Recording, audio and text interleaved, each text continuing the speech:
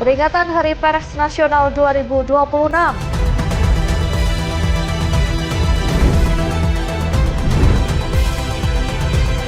Destinasi wisata keluarga Instagramable.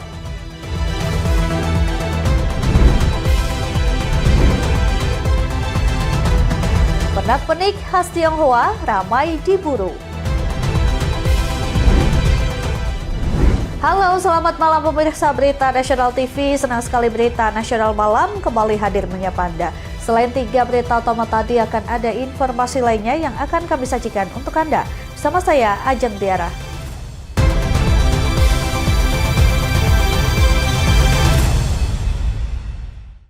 Kita ke informasi yang pertama, pemirsa. Sejumlah menteri dalam Kabinet Merah Putih hadir secara langsung pada puncak peringatan Hari Pers Nasional 2026 yang digelar hari ini di Kota Serang, Banten.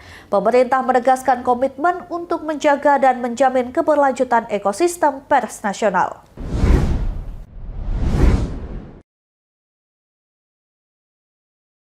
Menteri Koordinator Pemberdayaan Masyarakat Muhaimin Iskandar selaku mewakili Presiden Prabowo Subianto mengungkapkan zaman digitalisasi yang meningkat, peran pers menjadi sangat krusial sebagai insan verifikasi yang kredibel.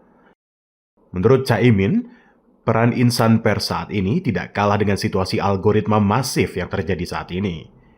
Di lain sisi, kehadiran teknologi informasi disoroti mampu menjadi alat bantu yang menciptakan informasi yang aktual dan faktual bagi publik. Peringatan ini dihadiri langsung para pejabat Kabinet Merah Putih, yakni Menteri Komunikasi dan Digital Mutia Hafid, Menteri Ekonomi Kreatif Teuku Rifki Harsha, Menteri Desa dan Pembangunan Daerah Tertinggal Yandri Susanto, Menteri Kebudayaan Fadli Zon, serta Ketua MPR RI Ahmad Muzani, hingga Menteri Komunikasi Malaysia. Presiden menyampaikan salam kepada seluruh insan pers. Salam hormat diikuti Selamat Hari Pers Nasional 2026. Presiden berharap Hari Pers Nasional ini menjadi momentum konsolidasi menghadapi tantangan baru, menghadapi berbagai kesulitan-kesulitan baru, sehingga semangat jurnalisme, semangat media yang sangat ditunggu peran kepada masyarakat itu benar-benar bisa terwujud melalui konsolidasi. Selain konsolidasi internal insan pers, juga konsolidasi kolaborasi, sinergi pemerintah, insan pers, dan juga seluruh lapisan masyarakat bangsa. Ketua Dewan Pers Komarudin Hidayat menegaskan perubahan media saat ini cenderung mengarah ke bisnis informasi. Namun sungguhnya kalau kita berpikir agak serius ya, sejarah itu berkembang memang selalu sebuah dinamika antara tesa, antitesa, dan sintesa. Jadi disrupsi itu konstanta sejarah. Lebih lanjut, pemerintah menjamin keberlangsungan insan pers seperti advokasi dan hak cipta, guna menciptakan ekosistem informasi edukatif dan aktif bagi masyarakat tanah air. Dari Banten, Lydia Junita, Anggada Agung melaporkan. Informasi selanjutnya, DPR bersama pemerintah sepakat bahwa dalam jangka waktu 3 bulan ke depan, seluruh layanan kesehatan tetap dilayani bagi peserta penerima bantuan iuran atau PBI. Kesepakatan tersebut diambil dalam rapat konsultasi antara DPR bersama pemerintah di Kompleks Parlemen Senayan, Jakarta. Dewan Perwakilan Rakyat bersama pemerintah secara resmi menyepakati sejumlah poin untuk menjamin layanan kesehatan bagi peserta penerimaan bantuan iuran BPJS Kesehatan. Dalam rapat konsultasi ini juga disepakati bahwa dalam kurun waktu 3 bulan ke depan, seluruh layanan kesehatan bagi peserta PBI akan tetap dijamin serta iurannya dibayarkan oleh pemerintah. Selain jaminan layanan, DPR bersama pemerintah sepakati untuk memaksimalkan anggaran yang telah dialokasikan di APBN dapat dilakukan secara tepat sasaran dengan data yang akurat. Sedangkan terkait transparansi informasi, DPR meminta BPJS Kesehatan lebih proaktif dalam memberikan notifikasi serta sosialisasi kepada masyarakat apabila terjadi penonaktifan kepesertaan baik segmen PBI maupun PBPU Pemda. DPR dan pemerintah sepakat untuk memaksimalkan anggaran yang sudah dialokasikan di APBN secara tepat sasaran dan dengan data yang akurat. 4. DPR dan pemerintah sepakat agar BPJS Kesehatan aktif melakukan sosialisasi dan memberikan notifikasi ke masyarakat apabila terjadi penonaktifan kepesertaan PBI dan PBPU Pemda. 5. DPR dan pemerintah sepakat terus melakukan perbaikan dan mewujudkan ekosistem tata kelola jaminan kesehatan yang terintegrasi menuju satu data tunggal. Apakah kesimpulan 1.1 sampai dengan poin 5 dapat disetujui? Terima kasih. Perlu diketahui, sebelumnya peserta BPJS Kesehatan segmen penerima bantuan iuran atau PBI mengalami penonaktifan kepesertaan. Terdapat jutaan masyarakat yang menjadi peserta BPJS Kesehatan segmen PBI mengalami kesulitan untuk melakukan pengobatan setelah adanya penonaktifan kepesertaan. Dari Jakarta, Dewanata Ade Chandra, Berita Nasional TV. Ya, pimpinan DPR bersama pemerintah menggelar rapat konsultasi dalam rangka perbaikan ekosistem tata kelola jaminan sosial kesehatan yang terintegrasi di Kompleks Parlemen Senayan, Jakarta pada Senin pagi. Rapat tersebut juga sekaligus tindak lanjut perihal banyaknya peserta BPJS Kesehatan segmen penerima bantuan iuran yang dinonaktifkan. Bukan reaktivasi 87.000. Pimpinan DPR bersama pemerintah menggelar rapat konsultasi dalam rangka perbaikan ekosistem tata kelola jaminan sosial kesehatan yang terintegrasi di Kompleks Parlemen Senayan, Jakarta pada Senin pagi. Rapat konsultasi dipimpin langsung oleh Wakil Ketua DPR, Dasko, dengan dihadiri Menteri Kesehatan, Budi Gunadi Sadikin, Menteri Sosial, Saifullah Yusuf, Menteri Keuangan, Purbaya Yudi Sadewa, serta Dirut BPJS, Ali Gufron Mukti. Adapun rapat ini juga sebagai langkah tindak lanjut mengenai penonaktifan jutaan kepesertaan BPJS Kesehatan segmen penerima iuran bantuan atau PBI. Diagendakan rapat konsultasi antara pimpinan DPR RI, pimpinan Komisi 8, pimpinan Komisi 9, dan pimpinan Komisi 11 DPR RI dengan Menteri Keuangan, Menteri Sosial, Menteri Kesehatan, Menteri Perencanaan Pembangunan Nasional, dan Kepala dan Wakil Kepala Badan Pusat Statistik serta Direktur Utama BPJS Kesehatan sebagai respon DPR RI atas dinamika yang terjadi di masyarakat terkait penonaktifan kepesertaan BPJS Kesehatan segmen PBI atau penerima bantuan iuran jaminan kesehatan. PBI merupakan sebuah program bantuan sosial dari pemerintah kepada masyarakat yang tidak mampu berupa jaminan kesehatan nasional agar mereka tidak perlu mengeluarkan biaya berobat.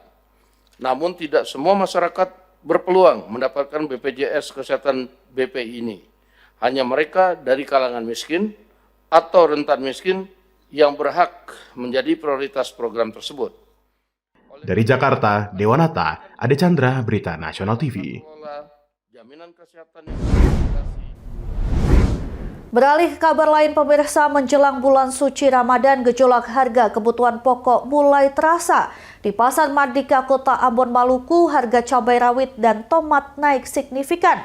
Kondisi ini membuat pedagang tertekan dan pembeli harus putar otak dengan mengurangi jumlah belanjaan.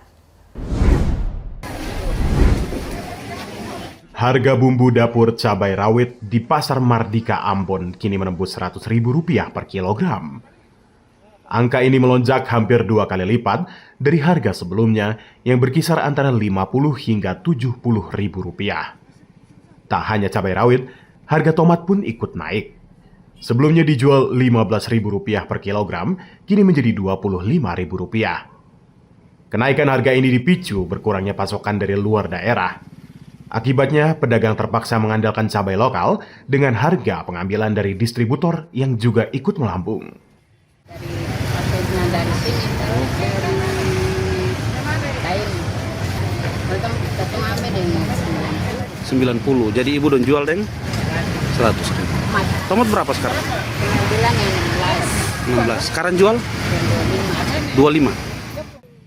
Lonjakan harga ini tak hanya membebani pedagang, para pembeli pun ikut merasakan dampaknya. Sebagian pembeli mengaku terpaksa mengurangi jumlah belanja agar kebutuhan sehari-hari tetap bisa terpenuhi di tengah harga yang naik terus. Ya, begitulah kalau makan ya mengeluh. Rasa susah, anak pada sekolah. Hampir cuma 10, abang. Coba 10 ya. Lumayan, kalau jualan, kalau per kita itu mahal. Kalau laku lagi, kasihan kerugian bukan sedikit, abang.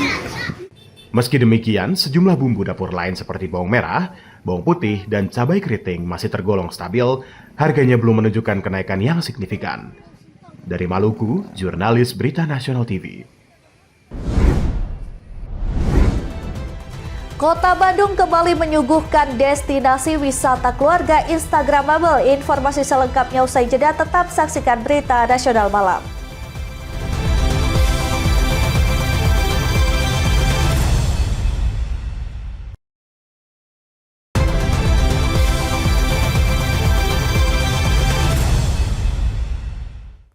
Terima kasih Anda masih bersama kami. Pemirsa, Kota Bandung kembali menyuguhkan destinasi wisata unggulan bagi keluarga dan kaum milenial, yakni Dago Dream Park yang menawarkan konsep taman hiburan dengan puluhan spot foto unik. Terletak tak jauh dari pusat kota, lokasi ini menjadi pilihan utama wisatawan karena memiliki fasilitas lengkap serta beragam wahana permainan yang dapat dinikmati oleh anak-anak maupun dewasa.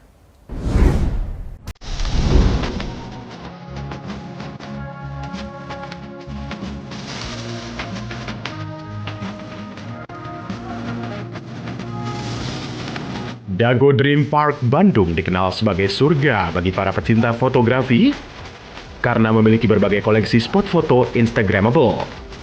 Beberapa spot ikonik seperti karpet Aladdin, Up House, dan Bird Nest menjadi daya tarik utama bagi pengunjung yang ingin mengabadikan momen dengan latar belakang alam yang indah dan unik. Selain spot foto, terdapat pula wahana permainan seru yang memacu adrenalin seperti sky gliding atau flying fox, paintball, hingga berkendara dengan unit ATV. Bagi anak-anak, tersedia area edukasi seperti Uncle's Barn untuk berinteraksi dengan hewan ternak serta wahana memancing ikan dan berkuda mengelilingi kawasan wisata. Pengelola juga menyediakan fasilitas bus warawiri untuk memudahkan pengunjung menjelajahi area wisata yang sangat luas tanpa harus kelelahan. Dukungan area parkir yang luas, area kuliner yang beragam, serta harga tiket masuk yang terjangkau membuat tempat ini selalu ramai dikunjungi saat akhir pekan maupun musim libur panjang. Dengan terus bertambahnya wahana dan inovasi baru, Dago Dream Park berhasil mempertahankan eksistensinya sebagai salah satu ikon wisata populer di Jawa Barat. Bagi wisatawan yang ingin berkunjung, disarankan datang lebih awal agar dapat menikmati seluruh fasilitas dan wahana dengan maksimal di tengah sejuknya udara Kota Bandung. Tim Liputan Berita Nasional TV.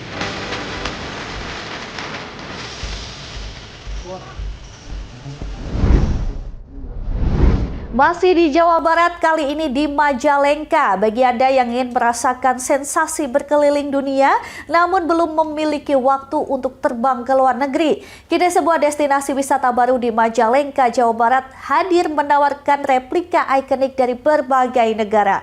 Mulai dari nuansa Korea hingga keajaiban Mekah, taman ini menjadi magnet baru bagi wisatawan lokal yang ingin bersuah foto.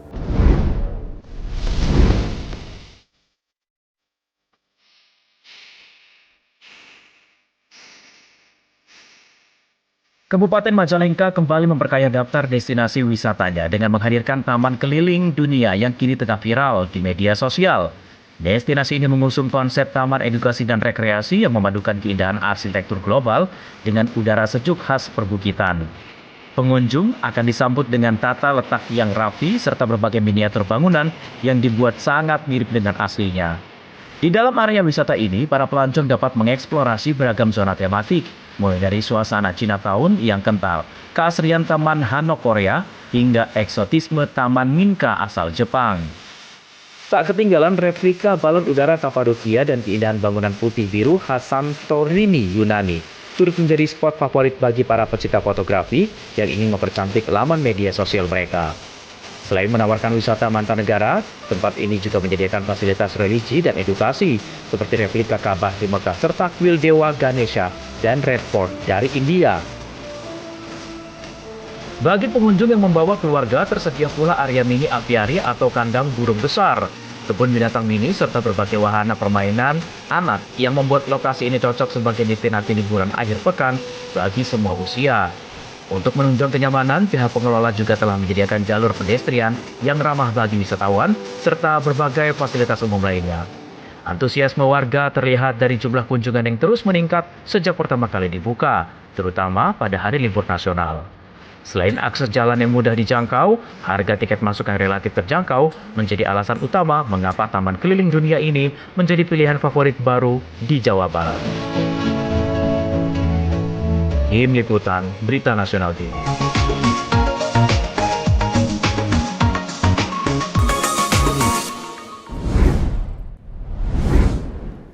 Beralih ke kabar lain, 2 pengamen di Kabupaten Bekasi, Jawa Barat terekam CCTV nekat melakukan aksi pencurian 1 unit sepeda motor yang terparkir di garasi rumah warga. Pihak kepolisian memburu 2 pelaku dengan bermodalkan hasil rekaman CCTV.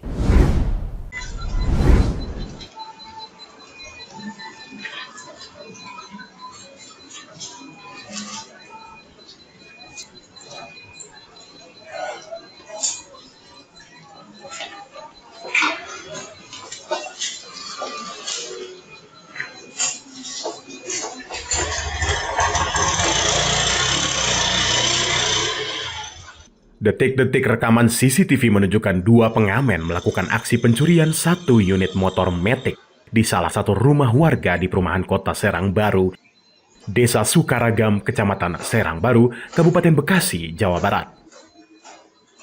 Dikonfirmasi pemilik kendaraan menyatakan, 2 pelaku memanfaatkan kelengahan pemilik kendaraan yang lupa mencabut kunci kontak yang masih menempel di motor usai memakai kendaraan. Pemilik kendaraan menduga kedua pelaku merupakan kawanan pencuri yang berpura-pura menjadi pengamen. Pasalnya, membawa kabur motor miliknya, pelaku terpantau bolak-balik mengamati situasi dan sempat memasuki garasi rumah-rumah lain, namun kepergok pemilik rumah. Setengah 5 sore, posisi emang kesalahan saya mungkin ya teledor karena motor habis buat jemput anak.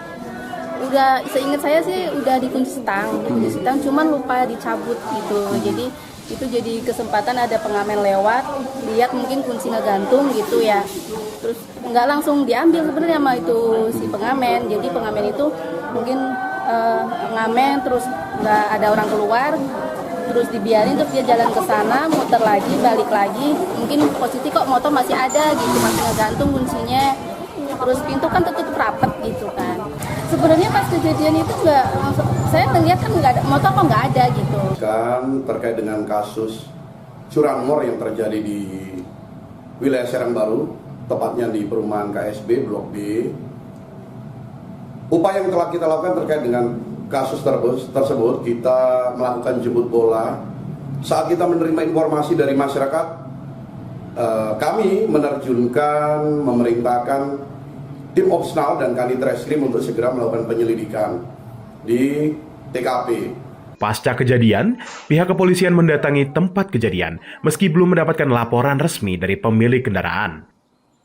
Polisi mengamankan bukti rekaman CCTV dan meminta keterangan sejumlah saksi. Kepala Polisi Sektor Serang baru mengaku telah mengidentifikasi wajah dan ciri-ciri kedua pelaku. Keduanya pun masuk dalam target pemburuan polisi. Peristiwa tersebut kini dalam penanganan pihak kepolisian Sektor Serang Baru dan Polres Metro Bekasi. Dari Bekasi, jurnalis Berita Nasional TV.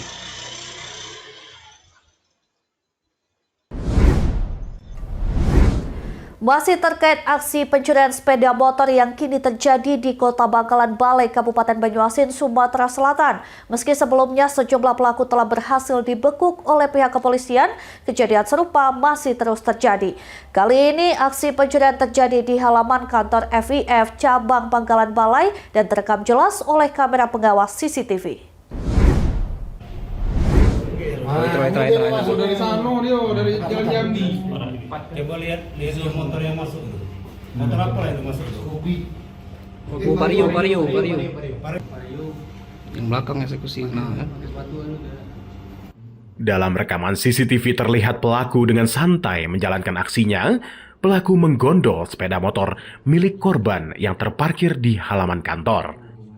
Tanpa rasa takut, pelaku merusak kunci kontak menggunakan kunci T dan dalam waktu beberapa detik, sepeda motor berhasil dibawa kabur. Setelah berhasil menguasai sepeda motor, pelaku langsung melarikan diri menuju arah ke kota Palembang bersama seorang rekannya. Aksi cepat pelaku membuat korban tidak sempat melakukan pengejaran. Menyikapi maraknya aksi pencurian sepeda motor di wilayah hukum Polres Banyuasin, Satuan Reserse Kriminal Polres Banyuasin telah turun ke lokasi kejadian. Petugas mengumpulkan rekaman CCTV serta barang bukti lainnya guna mengidentifikasi pelaku dan jaringannya. Masuk ke parkir depan kantor EBF menggunakan kunci T dan ranmor yang diambil merek Honda Bestreet dengan pemilik atas nama Alexandra, karyawan PT EBF. Sebagai langkah antisipasi, pihak kepolisian mengimbau masyarakat agar lebih waspada saat memarkirkan kendaraan. Masyarakat juga dianjurkan untuk menambahkan kunci ganda sebagai upaya mempersempit ruang gerak pelaku pencurian sepeda motor. Dari Kabupaten Banyuasin, Sumatera Selatan, jurnalis Berita Nasional TV.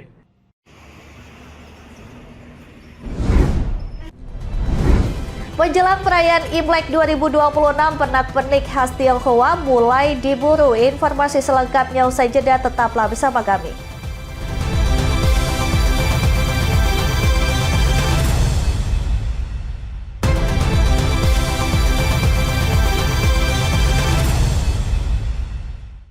Anda kembali menyaksikan Berita Nasional Malam. Pemirsa, menjelang perayaan Imlek 2026, beberapa toko pernak-pernik perayaan Tahun Baru Masyarakat Tionghoa di Pasar Gede Solo mulai ramai pengunjung. Imlek yang semakin dekat dimanfaatkan umat Konghucu dan warga Tionghoa di Solo untuk mencari aksesoris dan kebutuhan perayaan Imlek. Penasaran dengan pernak-pernik Imlek ini? Mari kita simak liputannya.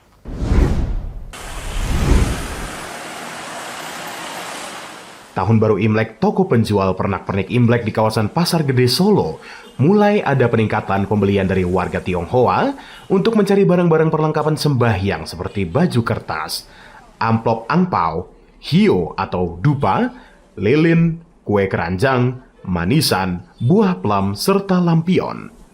Pedagang pernak-pernik Imlek di Pasar Gede Solo, Natali mengaku masyarakat etnis berburu piranti sembahyang Imlek sejak awal bulan Januari. Bahkan lonjakan permintaan dari kelenteng dan wihara serta masyarakat Tionghoa sudah terjual mencapai ratusan. Terkait pernak-pernik yang paling banyak diburu oleh warga adalah makanan khas Imlek, yakni kue keranjang. Makanan satu ini selalu jadi buruan warga ketika menjadi Imlek karena memiliki rasa manis yang khas.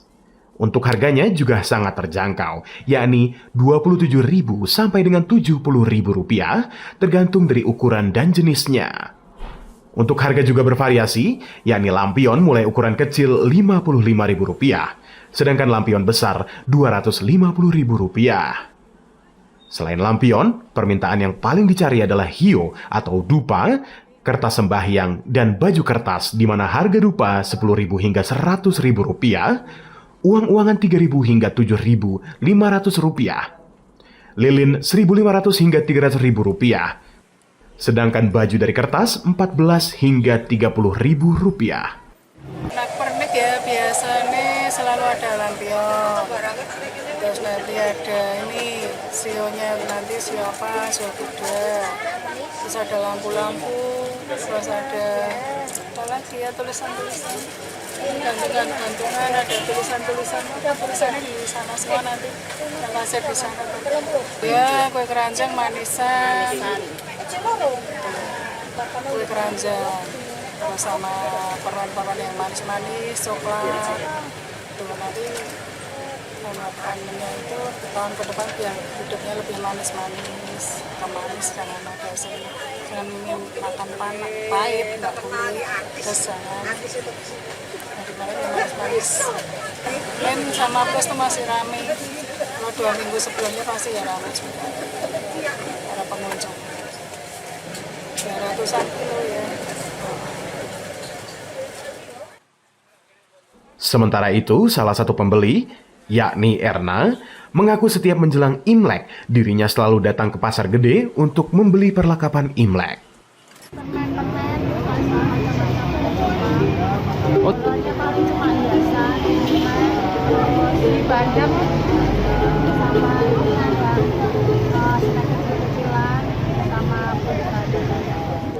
Permintaan pernak-pernik Imlek ini mulai terasa sejak akhir Desember, berupa lampion yang didominasi dari kelenteng dan perorangan. Selain itu permintaan boneka shio kuda, gantungan dan tempelan hiasan dinding, hio atau dupa, serta pernik lainnya. Untuk diketahui, banyaknya warga yang berburu perlengkapan Imlek karena menurut mereka perayaan Imlek sebagai ucapan rasa syukur yang telah diberikan selama tahun sebelumnya. Selain itu juga untuk berkumpul sanak keluarga. Dari Solo, Jawa Tengah, jurnalis Berita Nasional TV.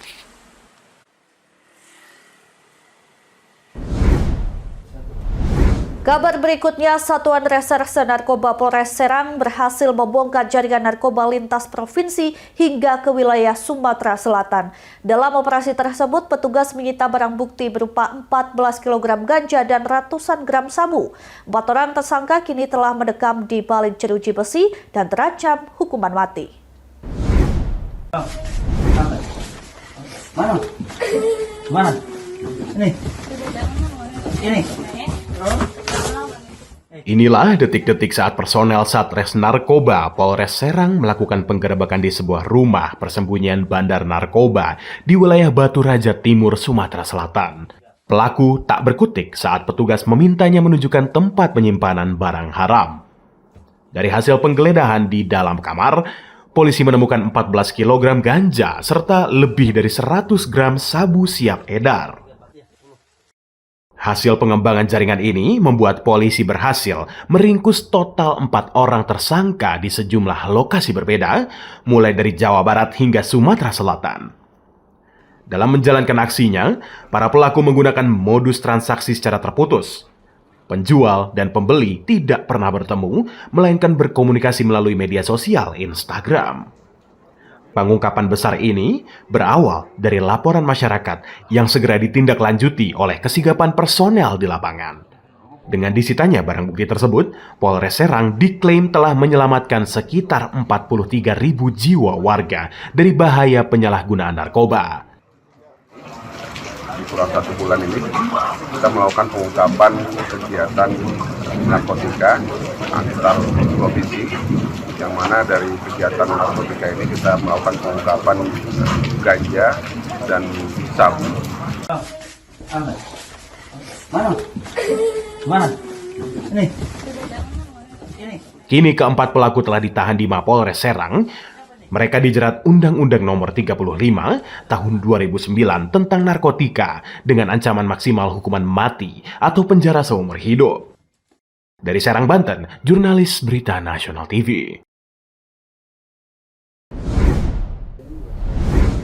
Ya pemirsa, lantaran parkir sembarangan, puluhan kendaraan roda 2 maupun roda 4 di sejumlah jalan raya Kota Depok terjaring razia yang digelar Dinas Perhubungan Kota Depok, Jawa Barat. Dalam penindakannya, petugas mengambil langkah tegas, mulai dari penggembokan roda hingga pengempesan ban kendaraan.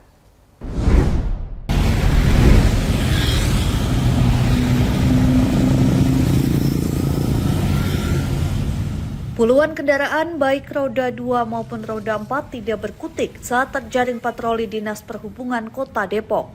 Para pengendara ini kedapatan memarkirkan kendaraannya di atas trotoar dan bahu jalan yang seharusnya steril dari parkir liar. Sebagai bentuk efek jera, petugas langsung melakukan pengebokan roda untuk kendaraan jenis mobil dan tindakan pengempesan ban bagi kendaraan roda 2 atau sepeda motor. Komandan Regu Patroli Dishub Kota Depok I Gusti Made mengatakan terdapat sekitar 20 kendaraan baik roda 4 maupun roda 2 yang masih memanfaatkan bahu jalan dan trotoar untuk parkir. Penindakan dan peneguran dilakukan untuk memberikan efek jera bagi pengendara agar tidak memarkirkan kendaraannya lagi di bahu jalan. Hari ini kita melakukan penindakan parkir liar, monitoring di Jalan Margonda, khususnya di Jalan Raya Ari Rahman Hakim, di Dewi Sartika maupun di Jalan Dahlia. Hari ini kita melakukan penindakan dan peneguran sebanyak 20 kendaraan, baik roda 4 maupun roda 2. Jadi ada beberapa yang kita lakukan pengebokan KR4 yang parkir di atas trotoar maupun di bahu jalan. Lainnya kita melakukan pengempesan roda bagi roda 2 yang parkir di trotoar maupun di bahu jalan.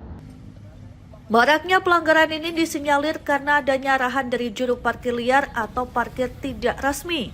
Selain memberikan sanksi, petugas juga turut memberikan edukasi kepada para pengendara agar tidak lagi merampas hak pejalan kaki dengan parkir di atas trotoar. Dishub Kota Depok akan terus melakukan patroli rutin di sejumlah titik rawan, terutama di sepanjang Jalan Raya Margonda, Kota Depok.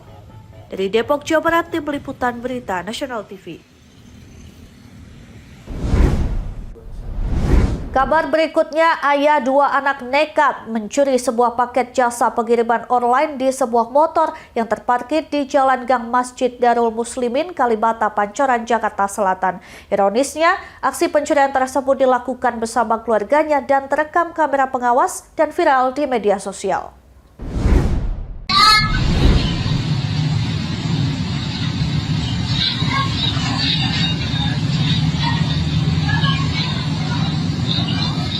Entah niat atau kesempatan, namun aksi ayah 2 anak ini sangatlah tak patut dicontoh.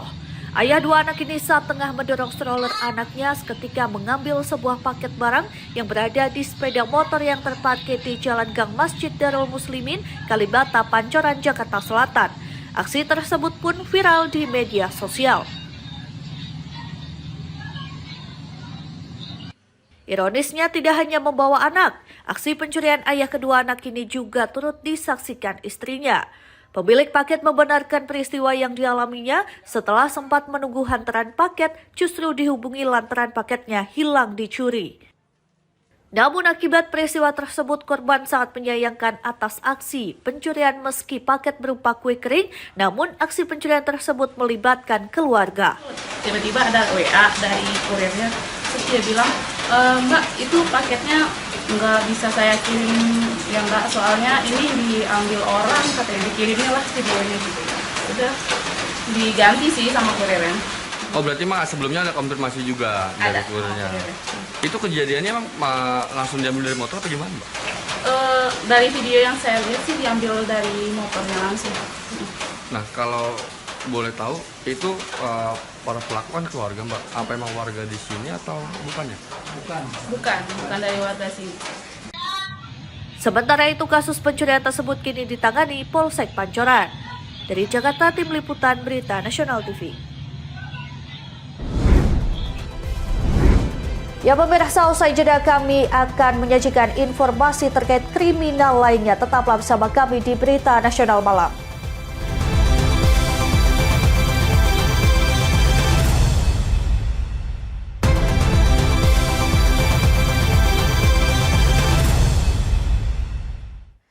Terima kasih Anda masih bersama kami. Pemirsa, Polres Sragen bekuk seorang pelaku pencurian mobil residivis dengan kasus sama ini merupakan spesialis pencuri mobil pickup atau bak terbuka antar wilayah. Dalam aksinya pelaku selalu beraksi berdua bersama adiknya yang kini masih dalam pengejaran polisi.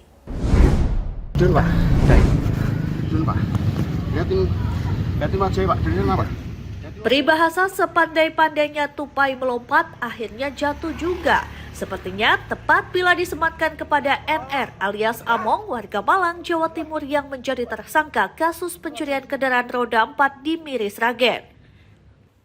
Residivis dengan kasus sama ini merupakan spesialis pencuri kendaraan bermotor roda 4. Beroperasi lintas wilayah bersama satu pelaku lainnya yang masih DPO. Mereka telah berhasil menggasak 6 unit mobil di berbagai lokasi. 3 di Kabupaten Sragen dan masing-masing 1 di Boyolali, Grobogan, serta Ngawi, Jawa Timur. Tak main-main, sebelum beraksi pelaku telah mempersiapkan diri dengan matang. Berbagai alat perlengkapan dibawa untuk melancarkan aksi, mulai berbagai jenis kunci hingga alat untuk mengelabui petugas. Dengan keahliannya, pelaku pencurian ini bisa dibilang sangat handal dalam melakukan aksi kriminal. Terakhir, pelaku mencuri mobil pickup di Sragen, Jawa Tengah. Menindaklanjuti kasus tersebut, jajaran Polsek Miri dan Satreskrim Polres Sragen kemudian melakukan penyelidikan. Berbekal bukti dan keterangan yang didapat, akhirnya polisi berhasil menangkap 1 tersangka, sedangkan 1 pelaku masuk daftar pencarian orang. Terkait kasus pencurian di Miri, Kapolsek Miri AKP Prayitno mengatakan bahwa pelaku ini sudah melakukan aksinya di 6 lokasi. Ya belum jual, kalau pelaku yang nama NR itu belum, dia tidak tahu, yang menjual adalah yang DPO. Gitu. Ini A. Peran NR ini perannya NR adalah juga sebagai, istilahnya juga ikut serta. Dun Pak, udah itu. Dun Pak. Lihatin aja Pak, dun apa? Kedua pelaku ini bukanlah pemain baru. Mereka merupakan residivis kasus serupa dan pernah mendekam di penjara Malang dan Bantul. Kali ini ancaman hukuman maksimal 7 tahun penjara menanti.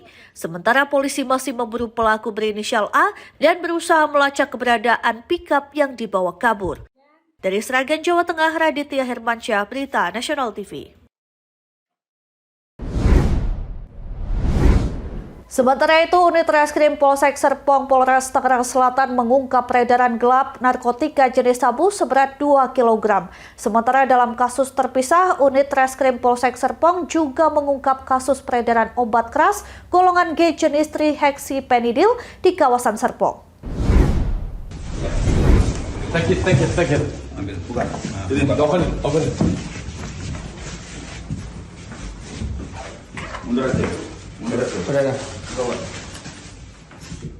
Dalam penggeledahan, petugas menemukan 32.000 butir obat keras golongan G merek trihexypenidil yang dikemas dalam 32 botol plastik warna putih dan dibungkus karung dari seorang tersangka berinisial NW. Pelaku diduga dengan sengaja mengedarkan sediaan farmasi yang tidak memenuhi standar keamanan dan mutu.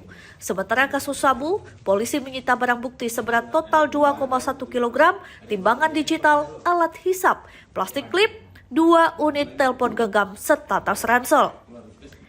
Berdasarkan keterangan tersangka, sabu tersebut disimpan di sebuah ruko di wilayah Ciberem, Jawa Barat dan didapatkan dari seorang pengedar yang saat ini masih dalam pendalaman petugas. Dari pengungkapan obat terlarang, polisi menaksir nilai ekonomi barang bukti sebesar 8,5 juta rupiah dan berhasil menyelamatkan sekitar 11.000 jiwa dari penyalahgunaan obat keras. Sementara dari penyitaan 2 kg sabu, setidaknya 8.000 jiwa berhasil diselamatkan dari bahaya narkotika. Melakukan penyelidikan dan mengarah pada seseorang yang ada di daerah Bandung. Dan ditemukan 2.008 gram sabu, 2 kilo. Polisi menegaskan akan terus memperkuat penindakan guna memutus mata rantai peredaran obat keras dan narkotika ilegal di wilayah hukum Polres Tangerang Selatan. Dari Tangerang, Tim Liputan Berita Nasional TV.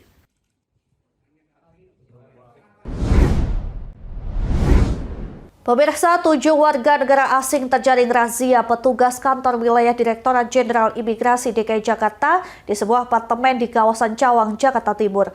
5 WNA dinyatakan melakukan pelanggaran izin tinggal investor.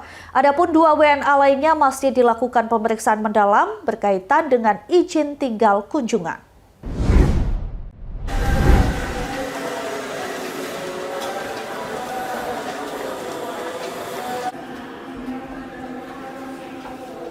Oke, please.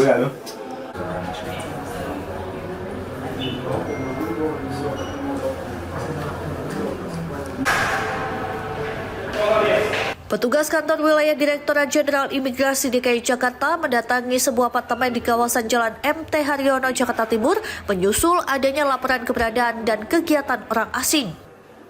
Dalam patroli keimigrasian, petugas langsung melakukan pengecekan awal terkait dokumen keimigrasian. 7 WNA diamankan, 4 diantaranya asal Kamerun, 2 warga Kongo, dan 1 warga Mali. Dari hasil pemeriksaan mendalam, 4 WNA Kamerun berinisial BN, CCF, NNA, dan DNM, pemegang izin tinggal investor terindikasi melakukan pelanggaran keimigrasian. Begitu juga dengan 1 warga negara Mali berinisial GB.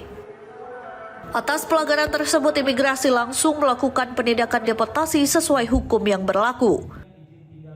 Adapun 2 WNA pemegang izin tinggal kunjungan masih dalam pemeriksaan mendalam karena belum terindikasi melakukan kegiatan yang melanggar keimigrasian. Dalam pelaksanaan patroli tersebut, petugas menemukan 7 warga negara asing yang terdiri dari 4 warga negara Kamerun, 2 warga negara Republik Kongo, dan 1 warga negara Republik Mali. Selanjutnya, terhadap 7 warga negara asing tersebut dilakukan pemeriksaan awal terkait identitas dan dokumen keimigrasian. Berdasarkan hasil pemeriksaan dokumen, diketahui bahwa 2 warga negara Republik Kongo menggunakan izin tinggal kunjungan, sedangkan 5 warga negara asing lainnya menggunakan izin tinggal terbatas sebagai investor. Imigrasi mengimbau seluruh warga negara asing untuk mematuhi aturan keimigrasian dan menjalankan kegiatan sesuai izin tinggal yang dimiliki. Imigrasi juga mengajak masyarakat untuk berperan aktif melaporkan dugaan pelanggaran keimigrasian di lingkungan sekitar. Dari Jakarta Timur, Tim Liputan Berita Nasional TV.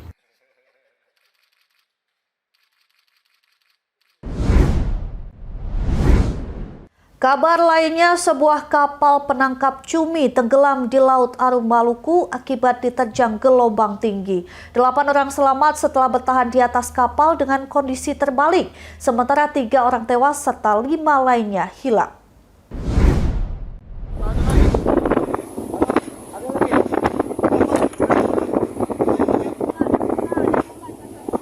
Oh, yang bulat.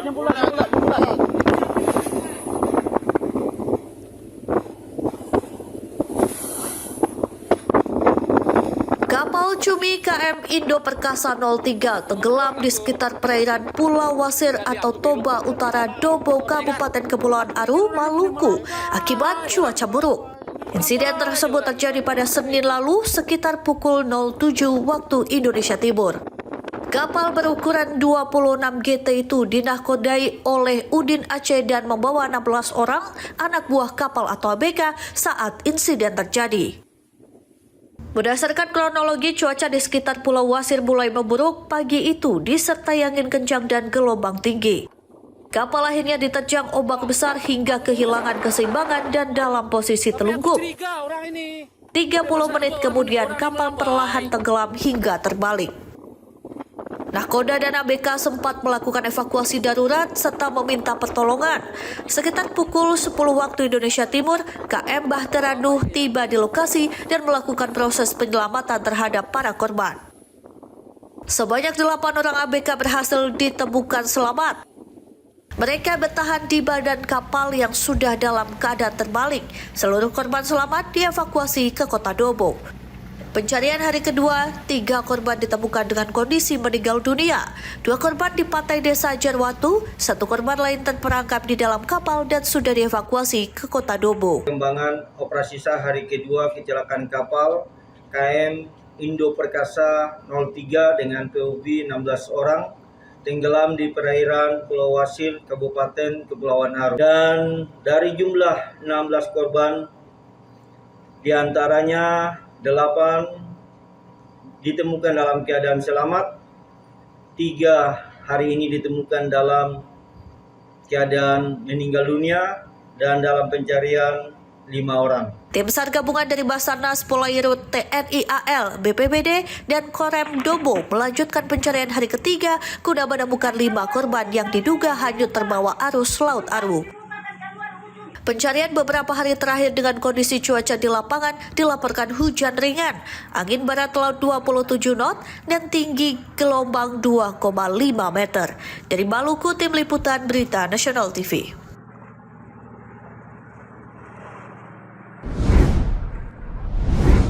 Pemirsa, kami akan segera kembali dengan informasi terkait suami yang membakar istrinya di Paluta. Informasi selengkapnya usai jeda, tetaplah bersama kami.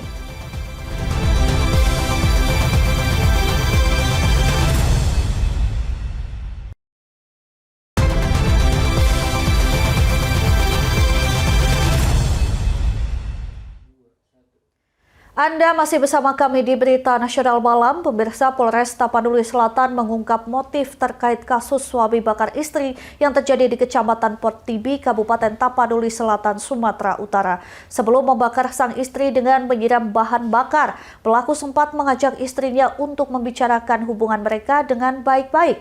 Namun sang istri meminta bercerai sehingga menyulut emosi pelaku. Beginilah kondisi DS usai dibakar oleh suaminya sendiri berinisial HC di kamar kontrakan yang berlokasi di Desa Aik Haruwaya, Kecamatan Port Tibi, Kabupaten Padang Lawas Utara, Sumatera Utara pada hari Minggu lalu. Akibat insiden ini, korban mengalami luka bakar nyaris di seluruh tubuhnya dan kini tengah menjalani perawatan medis. Dari hasil pemeriksaan oleh penyidik Satreskrim Polres Tapanuli Selatan, pelaku mengaku nekat membakar istrinya hidup-hidup lantaran tersulut emosi karena korban meminta bercerai usai pelaku menanyakan status hubungan mereka yang 1 tahun belakangan ini sedang tidak baik-baik saja disebabkan oleh isu perselingkuhan korban dengan laki-laki lain.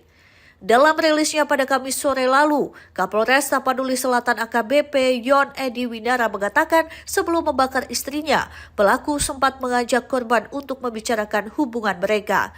Namun, bukan mendapatkan jawaban yang baik. Korban justru meminta cerai, akibatnya pelaku pun langsung mengambil bahan bakar dan menyiramkannya ke tubuh korban dengan disusul percikan api dari kores gas yang telah dipersiapkan pelaku. Setelah tubuhnya terbakar, korban pun langsung bergegas ke kamar mandi untuk memadamkan api. Setelah itu korban pun langsung melarikan diri ke rumah sakit yang tidak jauh dari lokasi kejadian.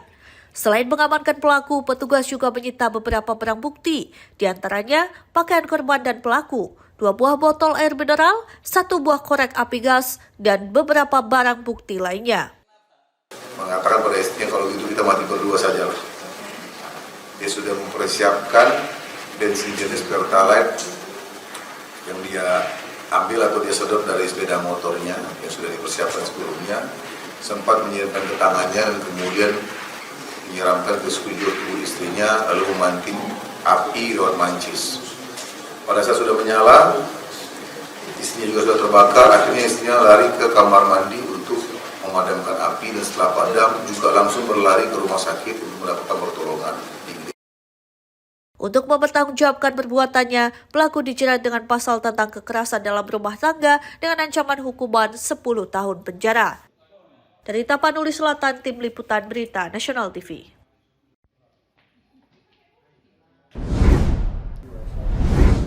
Sementara itu, seorang remaja di Kabupaten Goa, Sulawesi Selatan menjadi korban pengeroyokan dan perampokan oleh 2 pemuda yang diduga salah satu pelaku merupakan keluarga Kapolsek setempat.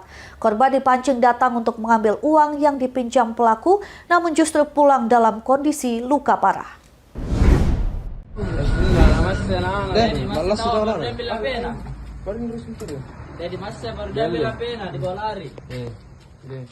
Firdaus, 21 tahun, warga Dusun Kamba, Desa Kanjilo, Kecamatan Barombong, Kabupaten Goa, Sulawesi Selatan, terbaring lemas di kamar rumahnya. Dia menjadi korban pengeroyokan dan perampokan yang dilakukan oleh 2 orang temannya sendiri. Peristiwa ini terjadi pada Minggu malam 1 Februari 2026, yang sebelumnya korban dihubungi oleh salah satu terduga pelaku melalui pesan WhatsApp dengan alasan diminta datang untuk mengambil uang piutang. Sekitar pukul 9 malam, korban berangkat menuju Desa Barembeng, Kecamatan Botonompo, Goa bersama seorang temannya bernama Syamsul Bahri. Setibanya di lokasi, salah satu pelaku bernama Rizky pinjam motor korban dengan alasan mau mengambil uang. Saksi mengatakan sekitar 1 jam kemudian korban kembali dalam kondisi lemas dan bersimbah darah di bagian kepala dan mata nyaris buta. Melihat kondisi korban, Syamsul langsung membawanya ke puskesmas terdekat untuk mendapatkan pertolongan medis. Jadi dia pergi ke sama pelaku. Iya. Waktu tiba di lokasi. Iya. Lokasinya di mana? Di Barembeng. Oh, di Barembeng. Iya, itu numpuk. Nah, terus Sampai ke sana, dia pergi sama si pelaku. Dia tahan, Kak. Dan di sini semua. pelaku bilang tunggu di sini. Tunggu di sini. Di satu tempat ya. Nah, Satu jam kemudian, ternyata dia keluar, dia datang. dia datang. Kondisi begini. Kondisi begini. Ibu korban Haslinda D. Gesona yang tiba di puskesmas mengaku terpukul melihat kondisi anaknya yang mengalami luka serius di beberapa bagian tubuh.